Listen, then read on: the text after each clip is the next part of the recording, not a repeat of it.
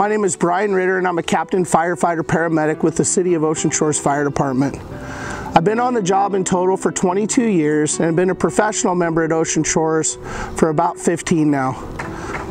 There's been some unintended consequences that have to do with the job as a firefighter and EMS provider, and I would like to talk to you a little bit today about post-traumatic stress disorder. There's been a culmination of events in my life that had led up to this point, and I'll be the first to tell you that I'm struggling currently with some PTSD issues, which has made me reach out to the IFF Center of Excellence in Washington, D.C. I'll be flying out here shortly on the 31st for post-traumatic stress treatment and counseling. The IFF Center of Excellence specializes in addiction, behavioral health, and post-traumatic stress disorder. I'm going to share with you a few stories that have led me up until this point and have defined me now kind of as a different person in the job. I didn't think about these things when I signed up for the job, and most of us don't. However, there's a harsh reality to what we do and what we see every day. And after 22 years of providing EMS and service to others, it adds up. Most recently, I've been experiencing trouble sleeping, lack of energy, depression, anxiety, edginess, and just unhappiness with my life in general. And from the outside looking in, I have a pretty perfect life. I own 2 homes, I have a wife and 2 beautiful children, I run a small business, and I'm a captain in the fire service. Being a captain is something that I worked really hard to accomplish, and I feel like from the outside looking in, it probably looks like things are pretty much together. However, these events that have happened to me in my career have reared their heads in different ways that one might recognize would be directly related to the event itself.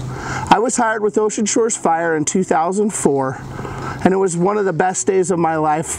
Other than getting married and having my children, I was extremely proud to be able to call myself a professional firefighter paramedic.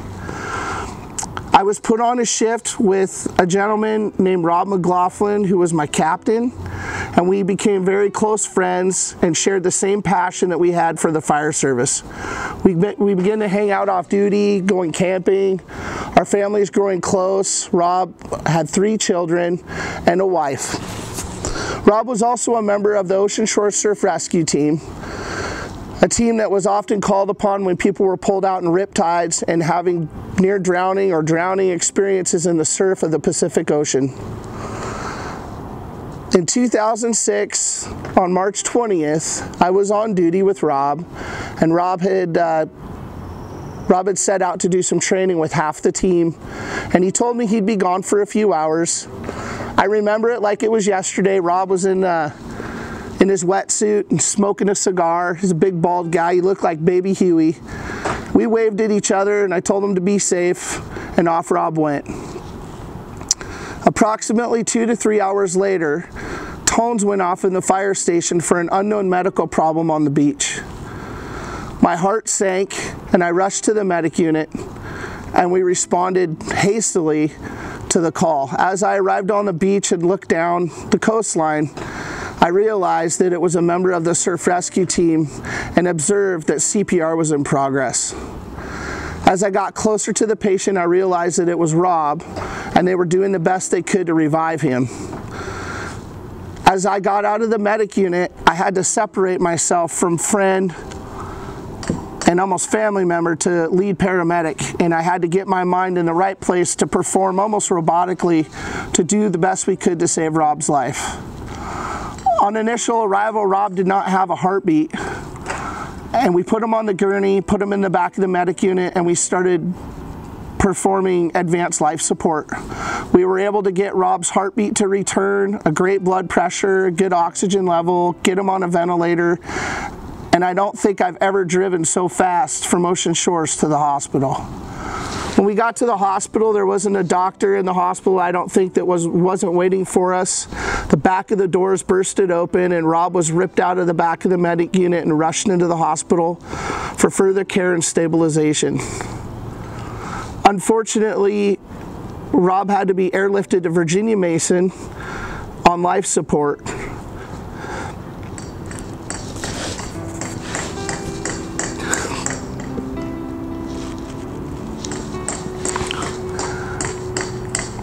they pulled Rob off life support.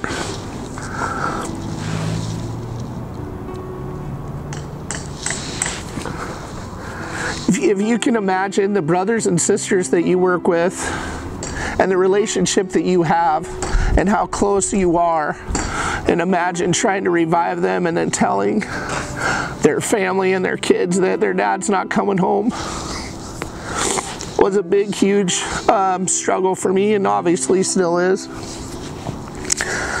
The loss of Rob opened up a wound that I had had from earlier in my life, being that when I was 19 years old, my older brother Mark died at 21 from complications of diabetes. And it made me face those issues that I had really never dealt with. I think as firefighters, we tend to compartmentalize and do a lot of stuffing, and that's just so we can keep going on providing service to others. There's been a lot of calls in between the loss of Rob, and it did absolutely change me. It changed my life. It changed the entire department. Rob was a leader. He was going to be the next chief. I'm confident that that was going to happen, and he was going to take us to great places. 6 years later, I was with another member of the department at an Irish pub having a cocktail in memory of Rob. And he took me home, and on the way home his phone rang. And we were instructed to report immediately to the fire station. There was some sort of emergency.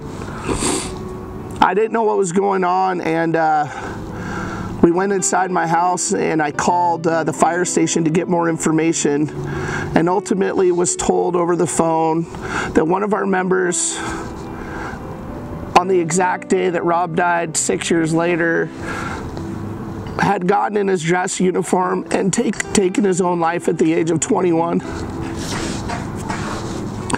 Jason was a great guy. He was really funny. You would have never known or seen or assumed that he would have done any of this. He was on the cusp of becoming a professional and getting hired on full-time. And he was a wildland firefighter, and he had been testing, and it's my belief he was going to get picked up pretty quick. He had his life together, and in my mind he had the world by the tail, but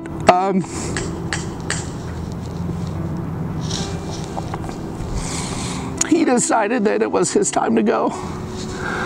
He wrote us notes. He wrote me a note in an envelope with a picture of himself, and never really explained to me why he did it, but it was very heartbreaking, and I'll be honest, I was extremely angry with him. And on the same day that Rob died 6 years later, it was a kick to the gut. Needless to say, I obviously still struggle with that. Pretty close to that event, I was off duty with my wife at home unloading groceries, and a woman was walking down the street, and she asked if I was a firefighter. I believe she probably noticed the sticker on my truck or knew who I might have been, and we lived in the city of Ocean Shores at the time, and I said yeah, and she asked if I could accompany her to some shrubbery very close to my home, probably about 150 feet from my back door. I grabbed my phone, and I didn't think anything of it. I thought, you know, it's probably a dead animal. There's a ton of wildlife on the beach, and but I went with her. As I approached where she was wanting me to look, I noticed a washcloth hanging off a branch, and the washcloth was white, and it had some blood on the edges of the washcloth. And now I know that that was a marking. I went to the washcloth, and I looked into the bushes and walked about 10 or 15 feet into the bushes, and looked down and saw a infant baby girl who was buried from the waist down with no signs of life, who had been bludgeoned in the back of the head. I couldn't believe what I saw, and obviously I tried to reach down to see if there was any viable signs of life, and obviously there wasn't. So I called dispatch and told them that we had an obvious homicide, and that's when, you know, the cavalry arrived. I packed up my kids and my wife and just left and stayed at a hotel, knowing that there would be a lot of media and homicide investigation. Those three events in themselves are just a few of many, right? So when we think about our careers, and if you really sit down and you go through your file, I know when I do, I've seen a ton, and I haven't seen it all, and this is my story, and your story may be worse or more graphic or whatever, but they add up. And most people have heard the analogy of buckets, right? So we're all human, and we have buckets. And just because we're firefighters does not mean our buckets are bigger. This isn't realistic. These are our buckets. And we need to recognize when our buckets are full. And when we realize our buckets are full, how do we empty our buckets? What's your release? Is it healthy? Is your release pouring another drink? Or eating another helping? Or sleeping to forget? Or being edgy? Because these are all very common behaviors that we as firefighters are exhibiting due to the amount of stress and the things that we see. Suicide is becoming the leading cause of death for firefighters. Over cardiac arrests, over dying in a fire, we're losing each other from suicide because I feel people don't know how to empty their buckets. I recently met with a great friend of mine who's a lieutenant in Mason County named Jess Fulkerson. And Jess had recommended the IFF Center of Excellence for me. I thought long and hard about it, knowing that I'm going to have to rip off a lot of scabs and relive a lot of things that I'd rather not. However, I know that I have not properly processed these traumatic events because I've done, I think, what we all do. We compartmentalize it and we stuff it and we move on to the next call. Well, at some point, there's no more room. And unfortunately, sometimes when people hit that point, they feel very helpless and they don't know where to turn. And ultimately ending up in a tragic situation that I believe is avoidable. I think we can do a better job in caring for each other and keeping each other accountable emotionally. I believe it should be a requirement that every few months firefighters should go to counseling and talk to somebody and get a lot of this stuff out. I know it's par for the course for us to come back to the firehouse and joke around and have that dark sense of humor. However, are we emptying our buckets in a healthy way? I think we spend a lot of time caring for other people, but we're not dedicating a lot of time in taking care of ourselves emotionally. I think I can compare it to fighting a fire. When you get on scene of a fire, right? Are you doing a PAR? Are you doing a personnel accountability report on your crew? Do you have your pulse on your crew? It doesn't have to be the 20-year guy or gal. It can be the 20-year or the 2-year firefighter. I think we could do a way better job in keeping each other emotionally in check, because what we see very often is the best and worst in humanity. The job in itself is so rigorous on our bodies. I mean, I think the average person's adrenaline dumps probably, I would say maybe 4 times a year. Our adrenaline's dumping 4 times a day. We're not getting proper sleep. We're not letting our brains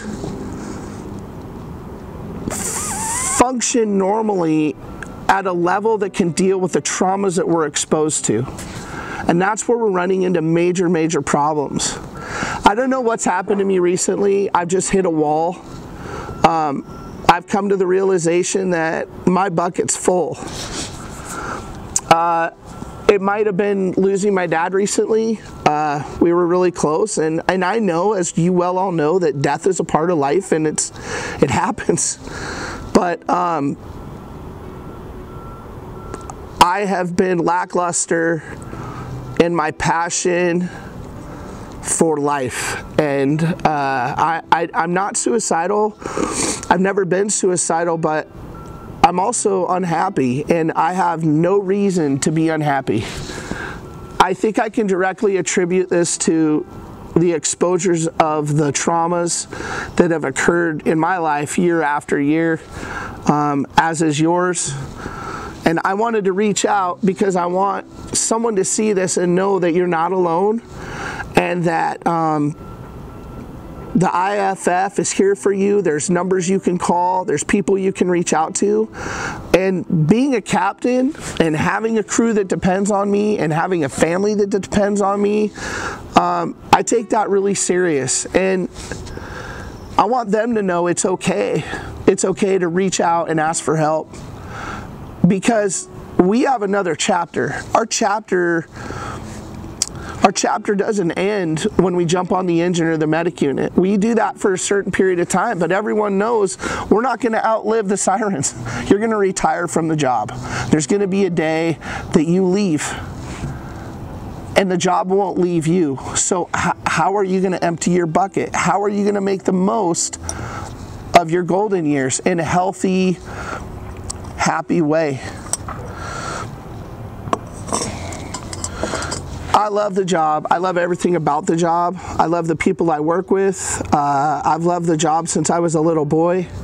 My dad was a volunteer firefighter in Edmonds, where I grew up, and my house was always full of my dad leaving in the middle of the night and my brother being sick, and my adrenaline's been in full go for 30 years. And frankly, I'm spent. And